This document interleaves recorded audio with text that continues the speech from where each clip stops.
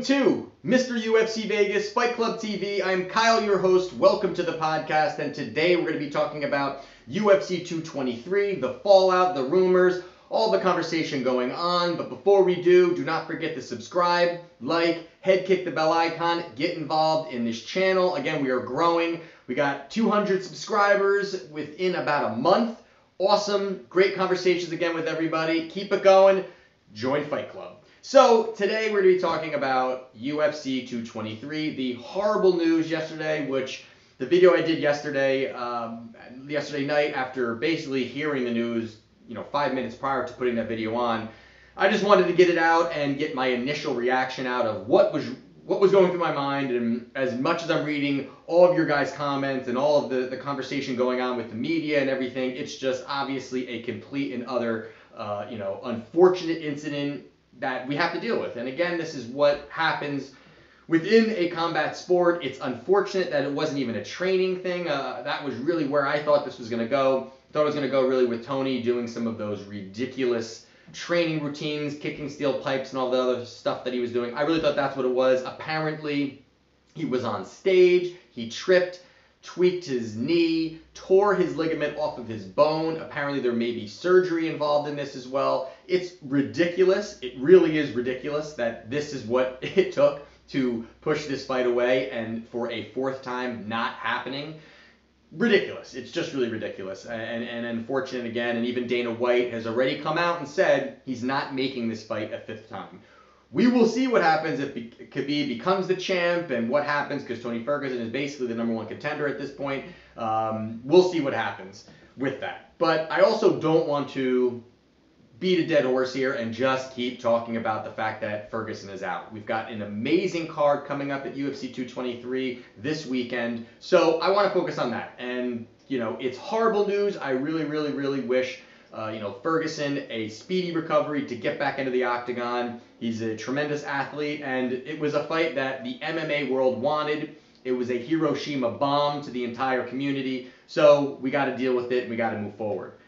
So we have Max Holloway stepping in. Very, very interesting. I give Max, and as I said yesterday, a ton of respect. Obviously, the entire UFC community is the same way. You're reading a lot of the posts, the tweets, and comments from people saying, what a beast for him to step in. He's been injured. He steps in and is fighting arguably one of the most feared UFC fighters in Khabib. So, great job by him doing that. But what does that mean for him stepping into the octagon?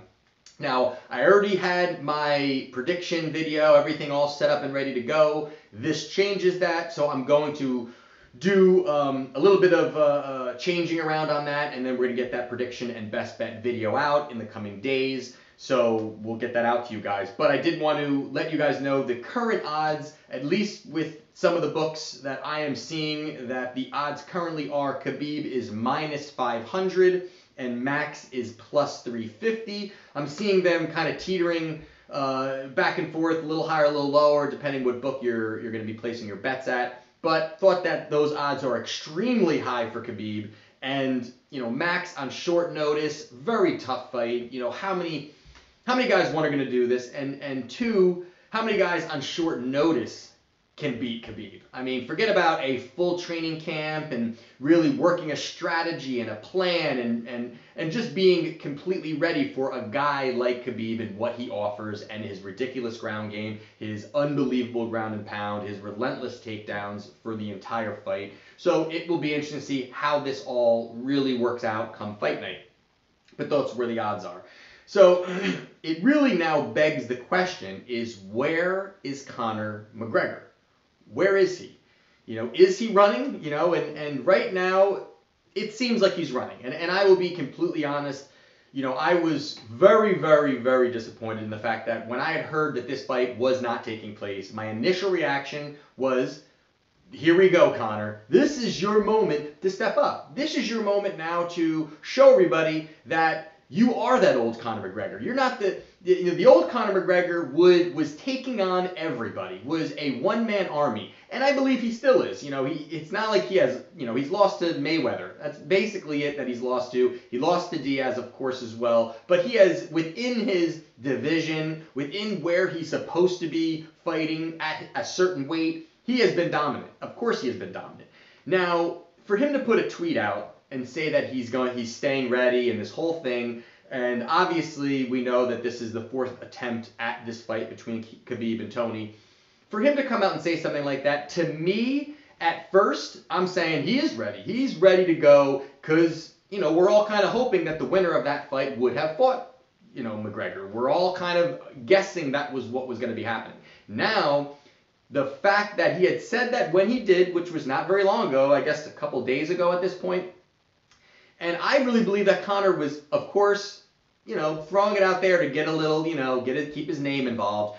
But I believe that he didn't think one of these guys at this point, so close to the fight, was going to be withdrawing. I really believe that he said that in a playful way and in a trolling way also, because obviously he didn't do it. Obviously he didn't step in when now they need him to step in. And in the interview that I saw with Dana White yesterday, it was about a 3-4 minute interview, and he talked about everything.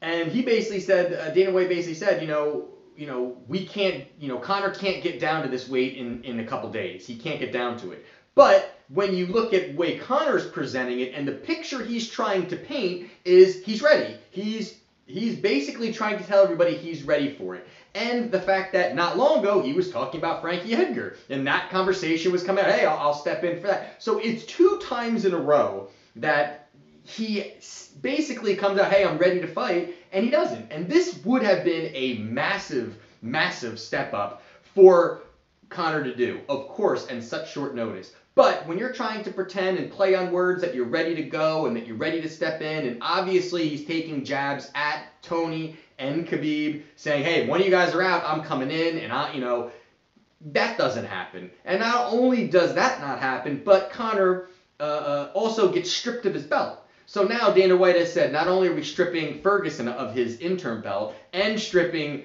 McGregor of his belt, but now it's this for the real belt now. And it's just very, very odd the way that all of this ended up happening, because obviously the UFC scrambled, really scrambled once this was all announced. And again, Max saving the card. Even when I say he saves the card, it's still a great card. Obviously if Khabib wasn't fighting, it still would be a great card. But the fact that we've got a current champion moving up in weight to fight for another title is great. But it's just the fact that, Conor brought so much, publicity to these last 2 UFC cards at UFC 222, really hyping that Edgar side of things, and then at UFC 223, the same thing, prior to it. And I looked, I don't know if anything happened in the last hour or so, but I looked at, Conor's Twitter account, and there's been no tweets of anything at all, that he has posted about this fight. And to me, it's because his foot is in his mouth. I am a very big Conor McGregor fan, so I don't want anyone to get that twisted. I just speak the truth and my opinion, and, whether you guys agree with it, disagree with it, of course, everyone is available to those opinions. But, to me, it just looks like it was a trolling move for Conor. Conor still, he has that, I think deep down, he wants to compete. He wants to show the world how good he is. And obviously he is. There is nothing that can ever take that away from Conor McGregor if he's, a 2-time world champion, and, simultaneously holding those belts and doing all these great things, and he's made a ton of money. But, people always bring that part of it up, that, hey, Conor's, he's a millionaire, he made $100 million, and that is great. But if we shift away the dollars and we just look at the fighting aspect of this, of where we are right now within the UFC, the landscape of the UFC, what that division, how important that division is to the UFC, and we even, we all talked about it, and I did a video how important that fight is to the UFC and just as a whole for this entire year to be happening. And look what happens. It didn't happen, and I think it is a big blow to this division, and now it's a scrambling situation where you're stripping a guy where the fact that Dana White didn't even want to say that he was stripping Conor McGregor up until yesterday. You know, he didn't even want to say, I mean, he kept hinting towards it, and then there was the thing, hey, once a punch is thrown, like, what is that? Like, that's very weird to even say, well, once a punch is thrown at the main event, he's stripped.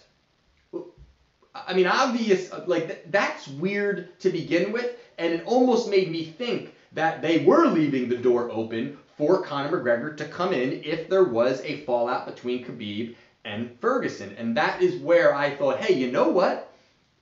Conor may actually step in. You know, they're kind of leaving that door open because obviously of the past with these two trying to get in the ring, and now, you know, Dana White saying, you know, waiting for the, hey, once the fight's on, obviously we're talking, you know, even a month ago when he was kind of teetering around that. I mean, where was there going to be a fight prior to that where McGregor would step in? There wouldn't be. So why not just say, hey, we're stripping him. This is what's happening. You know, this is for the real belt, and that's it. So now the fact that, you know, Ferguson's out, he loses his interim belt, you know, now McGregor loses, you know, is now officially stripped of his belt. And it's just a weird scenario that the UFC put themselves in. I really believe they put themselves in this scenario.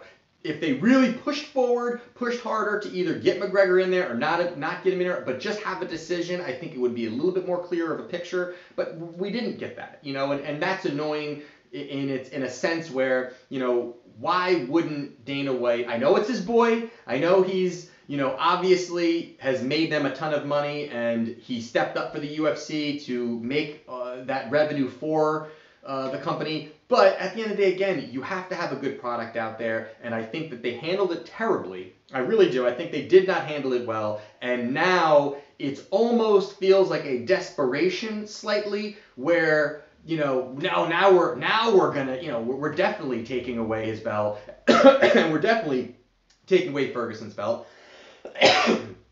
You know, and all that just because, you know, just makes things a little bit more foggier in that division.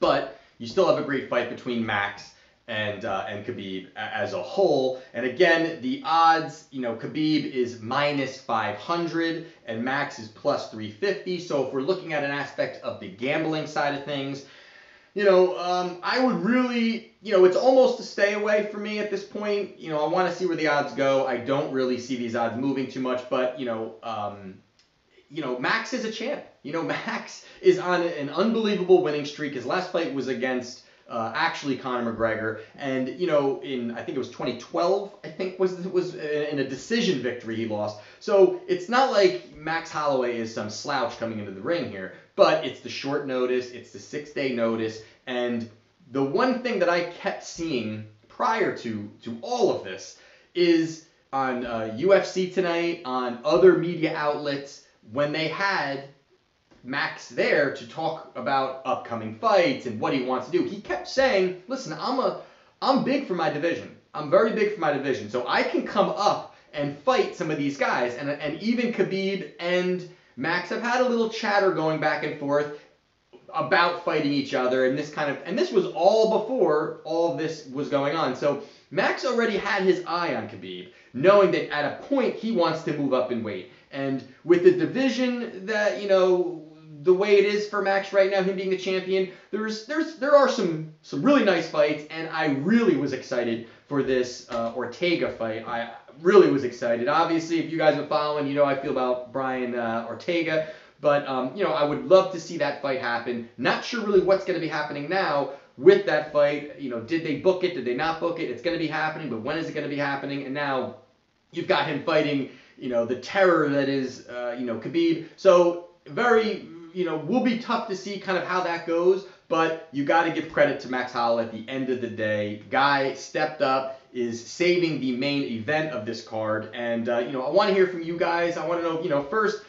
where do you think about these odds, minus 500, plus 350? Are you even betting on this at this point? You know, I'm really trying to, you know, work through that myself. Would I just throw one of these guys in a parlay of some sort? But, Khabib at -500 is an extraordinary high price for him. Even if you do believe that Khabib is going to beat Max, that's still a very high price to pay. So, we'll get into all that. But I will also be having my prediction and best bet video coming out the next day or so. I'll get all that out to you guys, and we will finalize our picks for UFC 223. So this is Mr. UFC Vegas, Fight Club TV.